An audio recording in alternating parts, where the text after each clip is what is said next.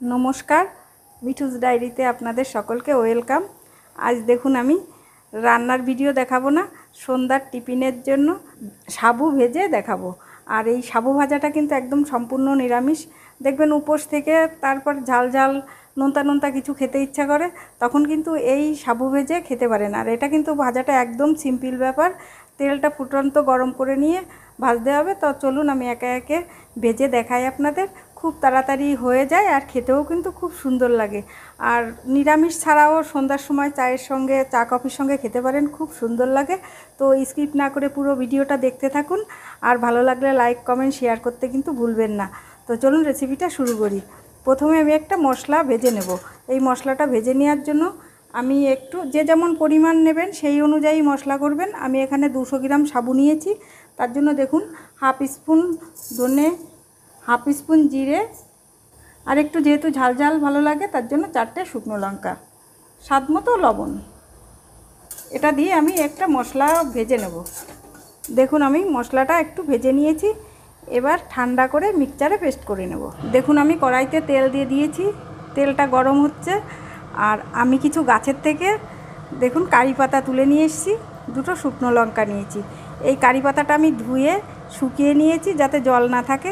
এবার আমি তেলের মধ্যে কারি পাতাটা দিয়ে ভেজে তুলে রাখবো, কারণ এটা তেলে দিলে চরপর চরপর করে। এর জন্য এটা শুকিয়ে নিতে হবে, কিন্তু না হলে বেশি চরপর করবে। এবার তেলটা গরম হয়ে গেছে, আমি কারি পাতাটা একটু ভেজে তুলে রাখবো। শুকিয়ে নিয়েছি বলে দেখুন অতটা চরপর কম করলো, ভাজা হয়ে গেছে। এবার কারি পাতাটা আমি তুলে রেখে দেবো।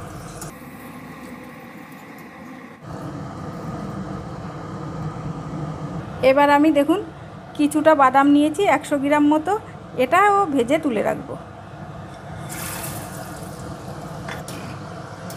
দেখুন মিনিট 2-3 ধরে আমি বাদামগুলোও একটু ভেজে নিলাম। এবার বাদামটাও তুলে রাখবো। একদম সিম্পল ব্যাপার আর খুব তাড়াতাড়ি হয়েও যায়, আর খেতে কিন্তু দুর্দান্ত লাগে। আপনারা একবার হলেও ট্রাই করে দেখবেন। দেখুন তেলটা গরম হয়ে গেছে, তেলটা কিন্তু অবশ্যই খুব গরম করে নিতে হবে। এবার আমি একটা ছাঁকনি নিয়ে নিয়েছি, আপনারা চাইলে এমনিতে দিয়েও ছাঁকনিতে তুলে নিতে পারেন। এবার এর তেলের মধ্যে আমি অল্প অল্প করে সাবুটা দিয়ে দেবো।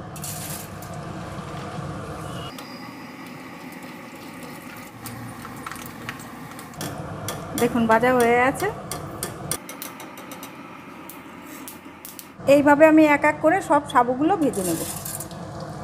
কয়েক সেকেন্ড ধরে ভাজলেই ভাজা হয়ে যায়। এবার আপনারা চাইলে ছাঁকনি না দিয়ে এমনি করেও ছাঁকনিতে তুলে ভাজতে পারেন। এবার দেখুন পুরো ভেজে নিয়েছি। এবার কারি পাতাগুলো ছাড়িয়ে দিয়ে দেব, ডাঁটাগুলো ফেলে দেব। এবার যে মশলাটা, এটার আমি পেস্ট বানিয়ে নিয়েছি, এই যে দিয়ে দেব। এবার আমি হাত দিয়ে ভালো করে মিশিয়ে নেব। তো দেখুন আমার সাবু ভাজার রেসিপি রেডি। আপনাদের ভালো লাগলে অবশ্যই একবার ট্রাই করে দেখবেন, অনুরোধ রইল। আর আমার এই ভিডিওটা স্কিপ না করে দেখবেন। আর ভালো লাগলে লাইক কমেন্ট শেয়ার করতে ভুলবেন না। ফেসবুক থেকে দেখলে আমার পেজটিতে ফলো করে নেওয়ার অনুরোধ রইল। আর ইউটিউব দেখলে আমার চ্যানেলটিতে সাবস্ক্রাইব করার অনুরোধ রইল। আবার দেখা হবে নতুন কোনো রেসিপিতে। আজ এই পর্যন্ত, ভালো থাকবেন, সুস্থ থাকবেন, ধন্যবাদ।